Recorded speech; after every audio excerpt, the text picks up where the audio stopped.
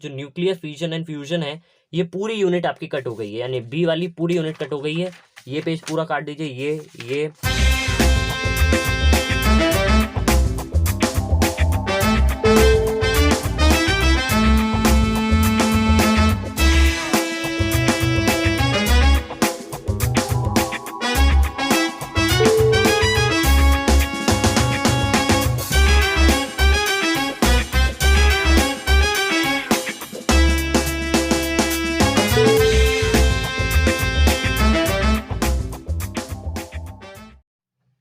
So guys, welcome back to your own channel books review. So in this video हम discuss करने वाले हैं physics का bifurcated reduce syllabus for class 10th ICSE semester 2। सो आज के इस वीडियो में मैं आपको पेज बाय पेज बताऊंगा फिजिक्स की बुक में। मेरे पास कौन सा इस फिजिक्स की बुक है, तो इसमें मैं आपको पेज बाय पेज बताऊंगा कि कौन से टॉपिक्स आपके कटे हैं और कौन से टॉपिक्स आपको पढ़ने हैं। बुक की तरफ बढ़ने से पहले एक बार हम लोग बाइफिकेटेड सिलेबस को समझ लेते हैं। तो सेमेस्टर 2 में आपके साउंड में 2 पार्ट्स आने वाले हैं, natural vibration, damped vibration, force vibration, resonance, a special case of force vibration, loudness, pitch and quality of sound, और इलेक्ट्रिसिटी एंड मैग्नेटिज्म की कंप्लीट यूनिट आने वाली है, हीट की कंप्लीट यूनिट आने वाली है, और मॉडर्न फिजिक्स की कंप्लीट यूनिट आने वाली है। तो मैं आपको चलिए बता देता हूँ कि पेज बाय पेज इसमें आपको क्या कट करना है। सो साउंड चैप्टर का जो है पार्ट 1 है, ये तो आपके सेमेस्टर 1 में आ गया था। तो अब हम पार्ट 2 को देखते हैं। तो पार्ट 2 में आपको ये पूरा पढ़ना है, ये आपको पूरा पढ़ने के बाद ये पूरा पढ़ना है, ये भी पूरा पढ़ना है, ये सब अभी आपको ये पूरा पढ़ना है। जो इसकी यूनिट सी है, इसमें आपको मैं बता दूं लाउडनेस, पिच एंड क्वालिटी में आपको सिर्फ डेफिनेशन और फैक्टर्स पढ़ने हैं, बाकी कुछ नहीं पढ़ना। जैसे ये लाउडनेस एंड इंटेंसिटी है, इसमें सबसे पहले तो इंटेंसिटी पूरी काट दो, ये आपको सब पढ़ना है, ठीक है। ये इसकी डेफिनेशन और ये इसके फैक्टर का एक छोटा सा दिया हुआ है, ये पूरा फैक्टर पढ़ना है। क्या काटना है, यहाँ से लेके इंटेंसिटी, जो ये इंटेंसिटी है यहाँ से लेके यहाँ तक पूरा कट कर दो, ठीक है। ये सब कट कर दो, ये पूरा पढ़ना है। रिलेशनशिप में यहाँ से लेके अगले पेज में यहाँ तक कट कर दो, ठीक है। एक बार फिर बता देता हूं, यहाँ से लेके relationship between loudness and intensity में यहाँ से लेके पिच के ऊपर तक कट कर दो। फिर पिच में ये जो ब्लू बॉक्स है ये पूरा पढ़ना है, ये सब कुछ नहीं पढ़ना, ये वाला ब्लू बॉक्स पूरा पढ़ना है। यानी यहाँ से लेके यहाँ तक काट दो, लेकिन ये ब्लू बॉक्स, जो दोनों ब्लू बॉक्स है, इसको पढ़ लेना, ये कोर्स में है। Examples of change in pitch यहाँ से लेके यहाँ तक काट दो, ठीक है। यहाँ से लेके यहाँ तक काट दो। क्वालिटी और टिम्बर और वेव फॉर्म, ये पूरा ब्लू बॉक्स पढ़ना है, बाकी सब काट दो, ठीक है। ये वाला ब्लू बॉक्स पढ़ना है, बाकी सब काट दो। इसमें फिर ये वाला पूरा ब्लू बॉक्स पढ़ना है, ठीक है। यहाँ तक ये सब काट दो, ये सब कुछ नहीं आ रहा है, ठीक है। ये वाला ब्लू बॉक्स पढ़ना है, लेकिन ये वाला ब्लू बॉक्स नहीं पढ़ना। मैं एक बार फिर बता देता हूँ, लाउडनेस एंड इंटेंसिटी में ये वाला पूरा आपको यहाँ तक पूरा पढ़ना है। यहाँ से काटना शुरू करिए, यहाँ से लेके यहाँ तक काट दीजिए। फैक्टर्स पूरे पढ़ने हैं, फिर यहाँ से लेके यहाँ तक काट दीजिए। पिच में फिर ये ब्लू बॉक्स पढ़ लीजिए और यहाँ तक काट दीजिए, ये वाला ब्लू बॉक्स भी पढ़ लीजिएगा। फिर यहाँ पे examples and change in pitch, ये पूरा काट दीजिए, ये सब काट दीजिए। क्वालिटी में ये वाला ब्लू बॉक्स पढ़ लीजिएगा, ये वाला ब्लू बॉक्स पढ़ लीजिएगा, ये वाला और सब काट दीजिए, और ये वाला ब्लू बॉक्स पढ़ लीजिएगा, बाकी सब काट दीजिए। इसमें सिर्फ और सिर्फ आपको डेफिनेशन एंड फैक्टर्स ही पढ़ने हैं, ये वाला ब्लू बॉक्स भी काट दीजिए। चलिए, तो अब हम लोग करंट इलेक्ट्रिसिटी की तरफ बढ़ते हैं।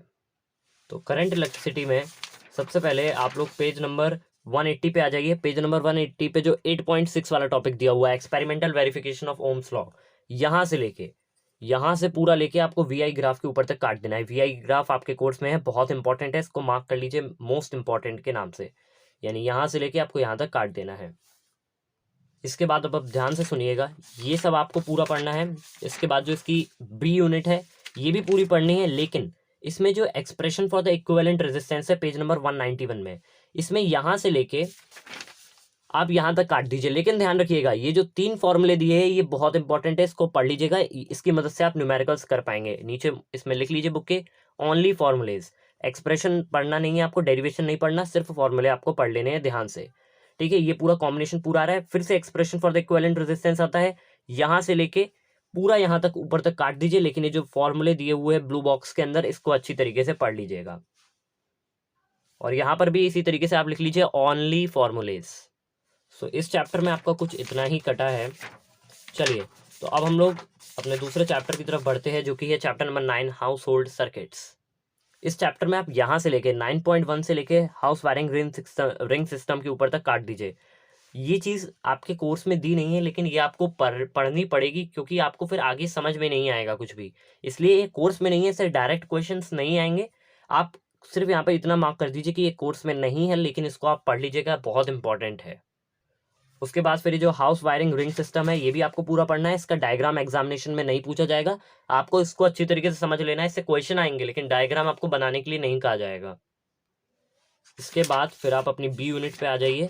बी यूनिट पे पेज नंबर 223 पे circuits with dual control switches staircase wiring, यहाँ से लेके कट करना शुरू करिए। यहाँ से लेके पेज नंबर 224 पे अर्थिंग ग्राउंडिंग के ऊपर जहाँ पे लिखा हुआ है BA to BC, यहाँ तक आप इसको काट दीजिए। फिर से मैं बता देता हूँ, 9.6 पे यहाँ से लेके आपको अर्थिंग एंड ग्राउंडिंग के ऊपर तक काट देना है। सो इस चैप्टर में आपका कुछ इतना ही कटा है। चलिए अब हम लोग बढ़ते हैं चैप्टर नंबर 10 इलेक्ट्रोमैग्नेटिज्म की तरफ। सो इस चैप्टर को आप लोग ध्यान से देखिएगा। इसके लिए सबसे पहले आप लोग पेज नंबर 236 पे आ जाइए। 236 पे जो कंस्ट्रक्शन एंड वायरिंग दे रही है रिंग इलेक्ट्रिक बेल की, यहाँ से लेके आप इसको यहाँ तक कट कर दीजिए। सबसे पहले फिर से मैं बता रहा हूँ, कंस्ट्रक्शन एंड वायरिंग में यहाँ से लेके आपको इसको यहाँ तक कट कर देना है। इसके बाद फिर आप लोग अपनी यूनिट नंबर बी पे आइए। बी पे आपको 10.12 जो सिंपल डीसी मोटर दे रहा है, यहाँ से लेके आपको पेज नंबर 245 पे आखिरी तक काट देना है। मैं फिर से बता रहा हूँ, सिंपल डीसी मोटर में 10.12 से यहाँ से लेके आपको यहाँ तक काट देना है। इसके बाद फिर आप लोग अपनी unit number C electric magnetic induction and its application to AC generator and transformer पर आइए। इसमें जो एसी जनरेटर और ट्रांसफार्मर है, ये आपका कट हो गया है। आपको मैं बता देता हूँ, सबसे पहले आप पेज नंबर 250 पे आइए। पेज नंबर 250 पे जो 10.15 है, यहाँ से लेके आपको यहाँ तक कट कर देना है। मैं एक बार फिर बता देता हूँ, 10.15 पे जो एसी जनरेटर है, यहाँ से लेके ये पूरा, ये सब, ये पेज नंबर 252 पे frequency of N AC in house hold supplies के ऊपर तक आपको कट कर देना है। जो आपका एक difference between DC and AC, ये पूरा आ रहा है। इसके बाद फिर आप डिस्टिंक्शन पे आ जाइए, distinction between N AC generator and DC motor. तो इसमें आप 10.17 यहाँ से लेके जो चैप्टर का आखिरी पेज है, पेज नंबर 256, यहाँ तक आप इसको कट कर दीजिए। ये जो ब्लू टेबल है, ये भी आपको नहीं पढ़नी है।